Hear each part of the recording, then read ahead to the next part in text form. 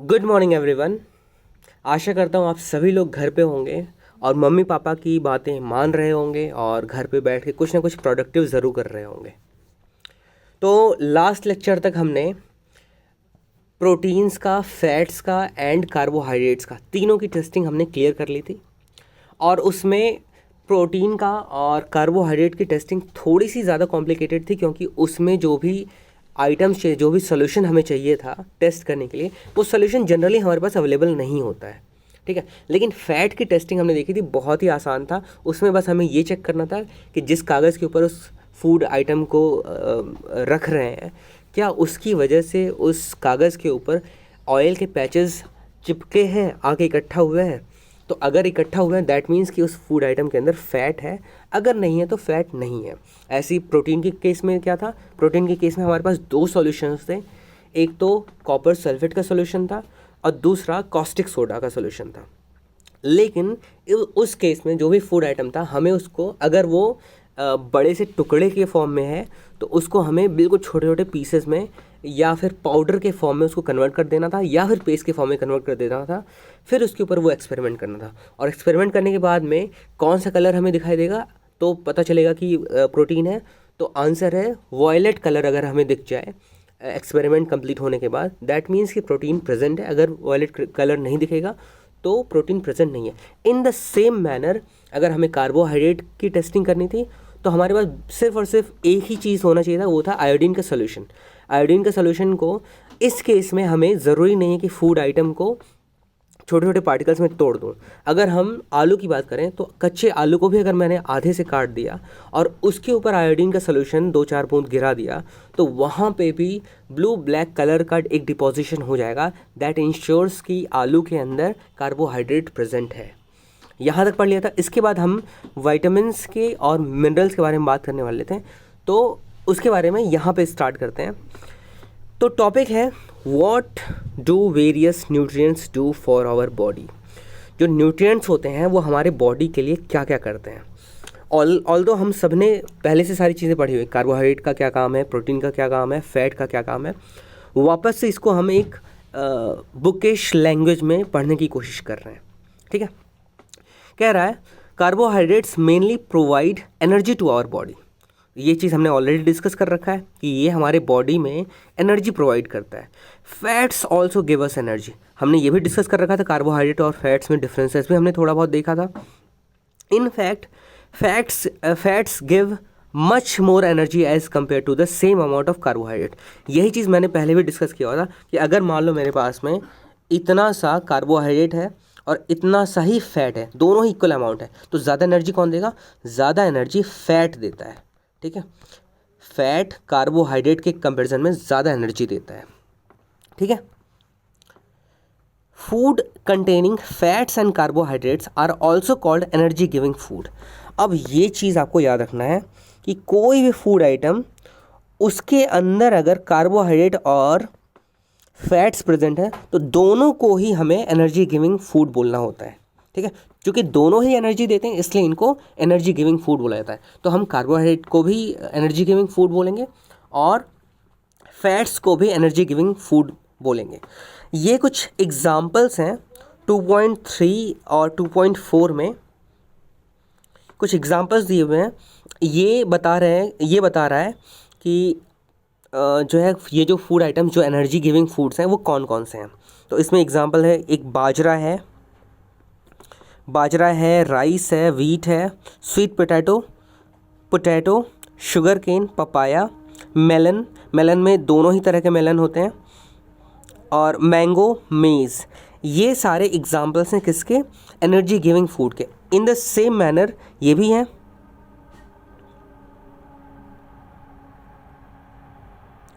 नहीं, हाँ, ये चीज़ आपको क्लियर हो गया होगा कि ये सारे के सारे जो फूड आइटम्स हैं, ये सारे के सारे एनर्जी गिविंग फूड हैं। और उसमें स्वीट पोटैटो बहुत ही अच्छा एनर्जी गिविंग फूड होता है, बहुत ही अच्छा ये कार्बोहाइड्रेट का सोर्स होता है।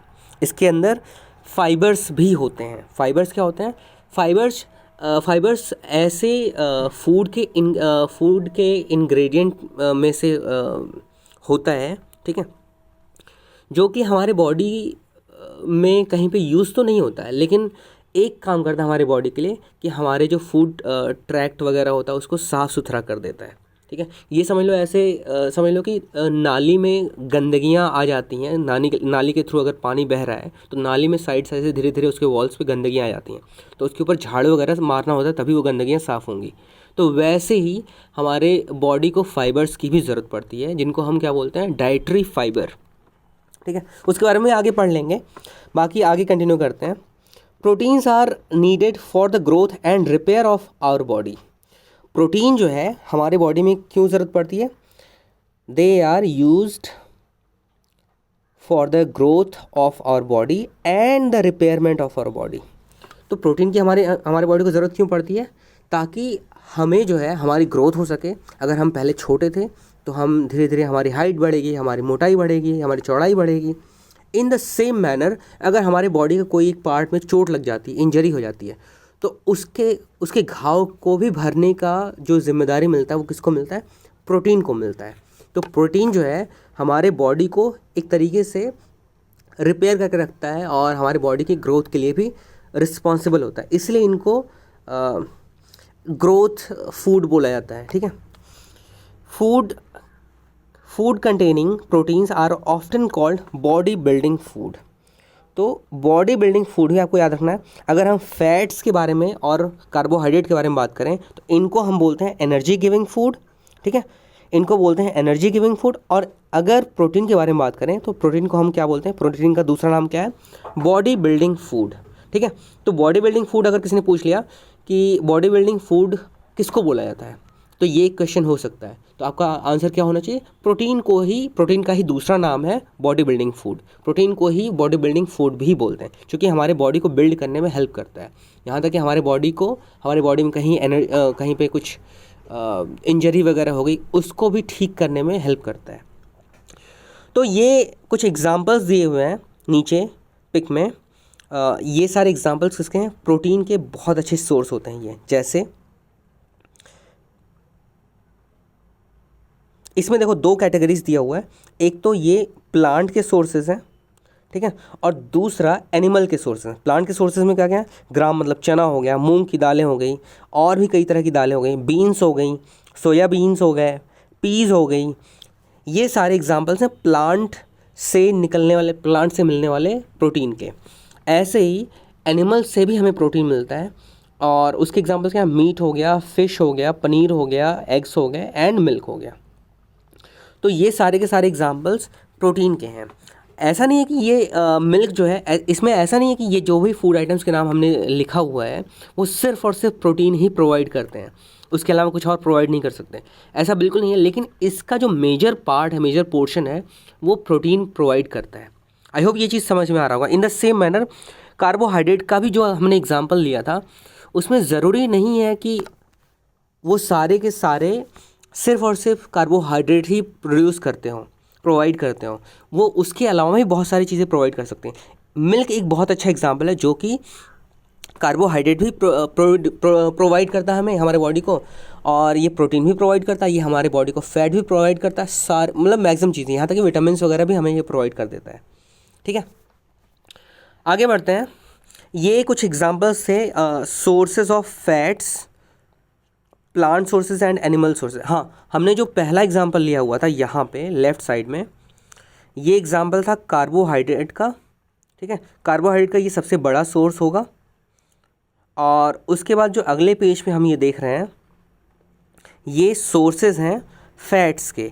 उसमें भी ये पहला वाला प्लांट सोर्सेज हैं और दूसरे वाले एनिमल्स के सोर्सेज। प्लांट सोर्सेज में ग्राउंड नट्स हो गए, तिल वगैरह होता है, तिल हो गए, नट्स हो गए, और ये दुनिया भर के जितने भी तरह के ऑयल होते हैं, एडिबल ऑयल्स होते हैं, ये सारे के सारे चूँकि पेड़ पौधों से आते हैं तो इनको प्लांट के सोर्सेज बोला जाता है। और जो एनिमल से मिलने वाले हमें फैट मिलेंगे उनको हम एनिमल सोर्सेज बोलेंगे। जैसे मीट हमारा प्रोटीन में भी आया था और ये फैट में भी आ रहा है, क्योंकि मीट में बहुत सारा फैट होता है, खास करके मटन के मीट में। ठीक है, ऐसे घी हो गया, मिल्क हो गया, बटर हो गया, क्रीम हो गया, एग्स हो गया, फिश हो गया। तो ये सारे के सारे सोर्सेज जो हमने अभी देखा, ये सारे के सारे सोर्सेज फैट्स के भी सोर्सेज हैं। तो अगर हम इसके पिछला वाला पिक्चर देखें और ये वाला पिक्चर देखें तो बहुत सारे ऐसे आपको इंग्रेडिएंट्स मिल जाएंगे, बहुत सारे ऐसे सोर्सेस मिल जाएंगे जो दोनों में ही पाए जा रहे हैं। इसका मतलब क्या हुआ कि एक फूड आइटम एक से ज़्यादा न्यूट्रिएंट्स कंटेन कर सकता है। उसका सबसे अच्छा एग्जांपल है मिल्क।